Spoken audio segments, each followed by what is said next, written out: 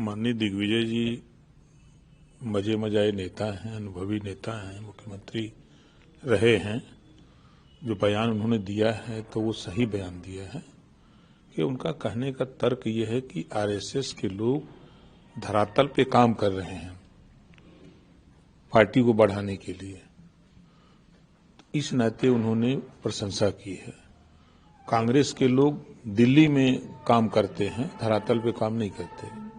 वो कमरे में बंद होकर के कमरे से सरकार बनाना चाहते हैं। ये दुर्गति का कारण है। वहीं दूसरे जो नेता हैं कांग्रेस के, वो उनके बयान पर आरएसएस की तुलना अलकायदा से कर रहे हैं। कह रहे हैं कि आरएसएस जो है वो अलकायदा की तरह है, उससे कुछ सही नहीं सीखा जा सकता। देखिए, कुछ लोग सच को सच कहने की आदत नहीं है। कुछ लोग हैं धरती पर जो सच को सच कहते हैं।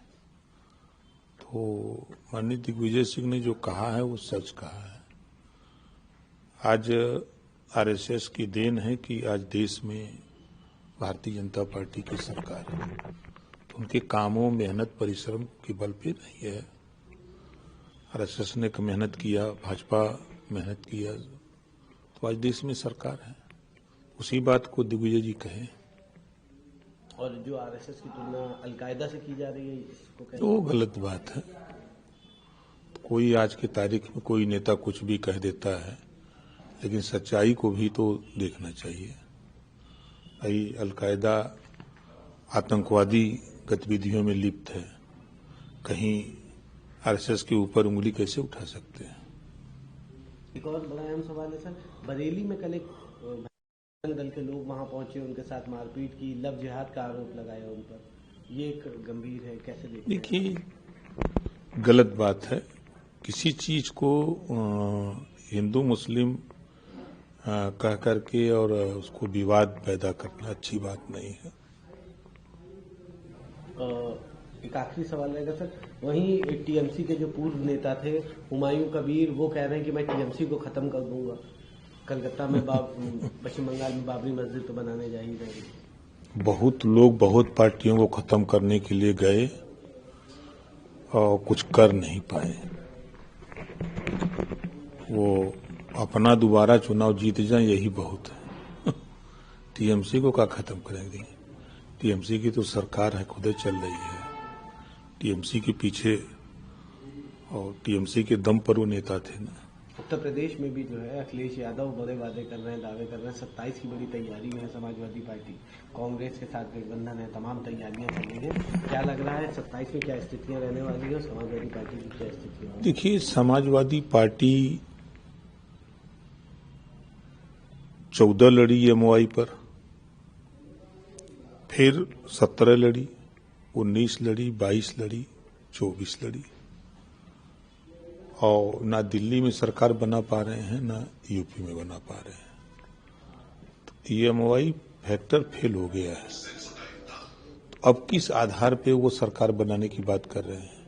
तो पीडीए का आधार ले रहे हैं। पीडीए उनके पास है कौन? उनके पास एक पीडीए हम बता दें जो जनाधार वाला नेता हो। कोई एक नेता बता दें। पीडीए की बात करते हैं, जब सरकार में आते हैं या सरकार में जब रहे हैं तो लेखपाल की भर्ती हुई तो अपनी जाति को चीन के लिए यादव को किया। ग्राम सेवक हुआ, सचिव हुआ, कानूनगो हुआ, एसडीएम हुआ। 86 में 56 एसडीएम अकेले यादव को बना दिया। यही पीडीए की बात है। पीडीए, हाँ इतना है, वो पीडीए जो चिल्ला रहे हैं, पीडीए माने परिवार डेवलपमेंट अथॉरिटी उनकी है। आज माननीय संजय निषाद जी के पास हैसियत है वोट दिलाने की, अनुप्रिया पटेल जी के पास है हैसियत वोट दिलाने की, जयंत चौधरी जी के पास है वोट दिलाने की हैसियत, ओम प्रकाश राजभर के भी पास हैसियत है वोट दिलाने की, और भारतीय जनता पार्टी अपनी एक ताकत है। उनके पास कौन है? नेता हो सकते हैं, जितने नेता हैं वो सब दगे हुए कारतूस हैं। कोई कांग्रेस से छोड़ के आया है, तो कोई बसपा छोड़ के आया है, तो कोई सपा गई भाजपा से छोड़ के गया है। अब वो समाजवादी पार्टी जब तक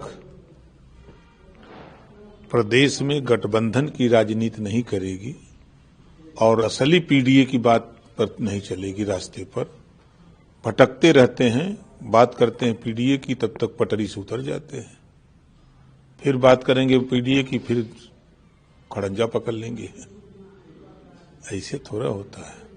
इस देश में कांसीराम जी आए और सीधे लकीर खींचा 1585 कि हम 15 को 15 हक देंगे, 85 को 85 का हक देंगे। आज भी उनकी चर्चा, उनकी इज्जत, उनका सम्मान पूरा देश करता है। वो नेता थे। एक कहावत है कि सवेरे कहें हाँ, संझा के कहें नहीं, सवेरे कहें नहीं और संझा के कहें हाँ, ऐसा ही कोई कहावत है। तो वही हाल अखिलेश जी का है भैया। किस मामले में सवेरे ना और शाम में हाँ? अगर हम शुरू करें तो गुड्डू जमाली को ले आए, कहे कि आपको मुबारक को लड़ाएंगे।